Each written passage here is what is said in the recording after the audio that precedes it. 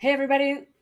I'm talking to you tonight about coronavirus and Be Prepared 2020 again. But this one in particular is for students. Hi, I'm Julie Phelan. I'm the host of Julie Talks Money, where I'm a financial lifestyle coach and helping everybody get to their goals with finances and going from A to Z to make more money, get more money, keep it, and protect it. So today's episode, I'm going to be talking about students and what you have to do if you are a student in the age of coronavirus, especially right now. So we don't know what's going to be happening exactly in summer or the school year. Right now, schools and colleges are locked down. Students are not on campus. Dormitories are emptied, right? And of course, all sports and sporting events have been canceled. So where does that leave you as a student? Well, right now, you're probably doing a whole lot of stuff from home. You're probably doing Zoom or live Facebook things like this. But the main thing is there is going to be an end to this. And when that end comes, and we don't know when it's going to be, but we hope it's going to be by summer, what's going to happen to you if you are going to be going back to college or going to college for the first time? And if you've got something financial planned, because that's the basis of Julie Talks Money, right? So here's what I want to talk to you about. Number one, if you're a scholarship student. Number two, if you're on work study. Number three, if you are getting anything like a Pell Grant or any other kind of grant from your school, or you're getting a scholarship from an academic source. So I'm going to start with the work study. Obviously, you can't do anything right now, right? There's no cafeterias that are open to work in. There's no bookstores or student unions. You can't really work for a teacher in an office. All the other different positions that you might have done as a work study student for part of your financial aid package is gone. Is it going to be in place next year?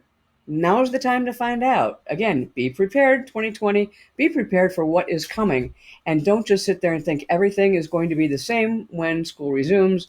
And don't just assume that things are going to happen just the way that you expected them to, because they did last year. All bets are off right now, folks, right? And this is for your parents too, if you have college students or high school students going into college. So right now, you need to check with the Human Financial Aid Department, which is probably still online. You've got online teachers, which means there's online administrators, which means that there's online secretaries or people in various departments. Check with financial aid, and see what kind of effects the Pell Grant, the coronavirus, is going to have on your Pell Grant or your work study grant. Because trust me, they're talking about that right now, trying to figure out what's going to happen. Have they saved money by closing down? Will they have more money to pay you or pay other students? Who knows? I sure don't. But the people there in the financial aid office will. So call and find out what's happening with your work study program and if you're still going to be getting money. Second, now, if you are getting a Pell Grant, that's going to be partly with the college or the university and partly with the government. So really go online and find out who it is that you have to talk to about your Pell Grant, because you were granted that money this spring for the coming year, right? Or last year for this most recent school year, which is now, suspended and in limbo. But you don't know what's going to happen for next year. Maybe the schools will have more money. Maybe they won't. Maybe they'll be able to pay you. Maybe they won't. But again, a Pell Grant is a little bit different because that is a grant that is usually funded by the government. And there's also different things that are like student loans with Pell. But go to the website, go to whatever that would be for us.gov Pell Grant, or also call your financial aid office. Talk to a human being. You can communicate a heck of a lot, typing online, and doing whatever it is that you want to keep doing with the Pell Grant stuff, right?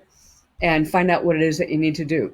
Third, you're on an academic scholarship or you've been offered an academic scholarship for the coming year. Bravo for you. Woohoo, that's great. Especially if you're a senior going into college and matriculating this first year.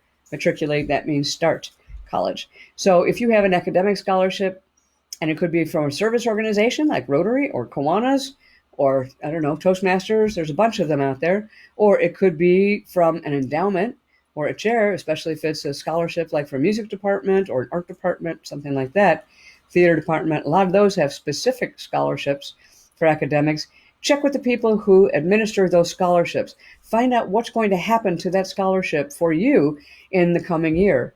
Don't wait. Don't wait, because when this is over, it's going to be all over and people are going to be scrambling, trying to figure something out.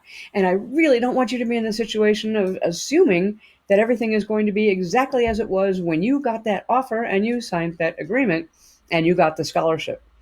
Because most likely you haven't gotten the scholarship funds yet. You'll be getting them a little bit later.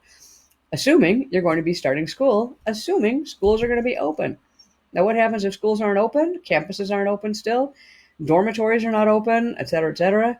Well, what's going to happen to that scholarship, which might be covering academic tuition plus room and board? Now, you need to check with the financial aid office now. And lastly, if you're on an athletic scholarship, wow, that's really exciting.